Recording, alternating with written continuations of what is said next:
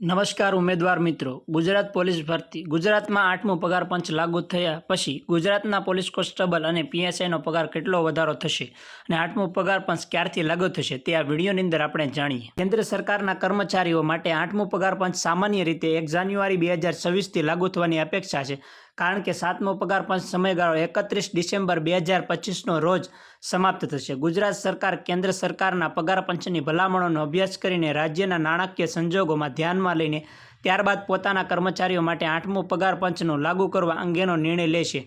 સામાન્ય રીતે રાજ્ય સરકાર કેન્દ્ર પગાર પંચની ભલામણોને અમલમાં મૂકવા થોડો સમય લેતી હોય છે। નમસ્કાર। 8મો પગાર પંચ લાગુ થયા પછી ગુજરાત પોલીસના કોન્સ્ટેબલ અને પીએસઆઈ અને સબ ઇન્સ્પેક્ટરના પગાર અપેક્ષિત ફેરફાર નીચે મુજબ હોઈ શકે છે। ગુજરાત સરકાર સામાન્ય રીતે કેન્દ્ર સરકારની ભલામણોમાં અપનાવી છે। અહીં આપેલા આંકડાઓ અપેક્ષિત અને એક્સેપ્ટેડ હશે અને તે 2.86 ફિટમેન્ટ ફેક્ટર પર આધારિત છે, જેની યુનિયન દ્વારા માંગ છે। કોન્સ્ટેબલ અને પીએસઆઈના પગારમાં અપેક્ષિત વધારો અને 8મું pay commission. Gujarat police constable સામાન્ય રીતે પે મેટ્રિક્સ લેવલ 3માં આવે છે અને પીએસઆઈ સબ એક્સપર્ટ સામાન્ય રીતે પે મેટ્રિક્સ લેવલ 6માં આવે છે। તેનો વેતન વધારો થોડો વધારે હોય છે। પદ અને પોસ્ટ 7 સીપીએસસી મુજબ વર્તમાન મૂળ પગાર અને બેઝિક પે પોલીસ કોન્સ્ટેબલ 21,700 અને પીએસઆઈ સબ ઇન્સ્પેક્ટર 35,400 પી હતું, જે 7મો પગાર પંચ લાગુ પડ્યો ત્યારથી હતું। હવે 8મા પગાર પંચ કેટલો વધશે તે આગળ માહિતીની અંદર જાણીએ।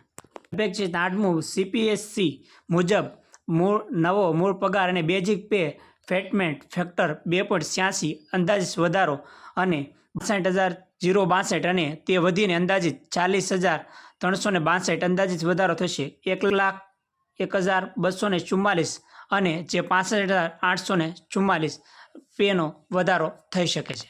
નોંધ: આ માત્ર મૂળ પગાર બેઝિક પેના આંકડા છે, જે ગ્રોસ સેલેરી માં અન્ય ભથ્થા જેમ કે મોંઘવારીનું ભથ્થું, ડીએ, હાઉસ રેન્ટ ભથ્થું, જે ઘરભાડું અને પણ ઉમેરાશે, જે પણ વધશે અને ડીએમાં મર્જ થવાની સંભાવના। 8મા પગાર પંચમાં મોંઘવારી ભથ્થું ડીએ ને નવું મૂળ પગારમાં મર્જ કરવામાં આવશે, જેના કારણે કુલ પગારમાં મોટો ઉછાળો આવી શકે છે। મુખ્ય અપેક્ષિત ફેરફારો: મૂળ પગારમાં મોટો વધારો અને મુખ્ય ફેરફાર ફિટમેન્ટ ફેક્ટર અને આધારે થશે કે આ 7મો પગાર પંચનો 2.57 ફેક્ટર્સ વધીને 8મા પગાર પંચમાં 2.86 થાય તો ઉપરાંત કોષ્ટક મુજબ મૂળ પગારમાં નોંધપાત્ર વધારો થશે। સંપૂર્ણ પગાર માળખાઓમાં ફેરફાર અને પગારમાં મેટ્રિક્સનો તમામ લેવલ અને એન્ટી પોઈન્ટ્સની ફરીથી નિર્ધારિત કરવામાં આવે છે। કેન્દ્ર સરકારના પગાર પંચ લાગુ થાય પછી જ ગુજરાત સરકાર પોતાનો કર્મચારીઓ માટે અંતિમ જાહેરાત કરે છે। પહેલા કેન્દ્ર સરકારમાં લાગુ થશે, બાદમાં ગુજરાત સરકારની અંદર પણ લાગુ થશે।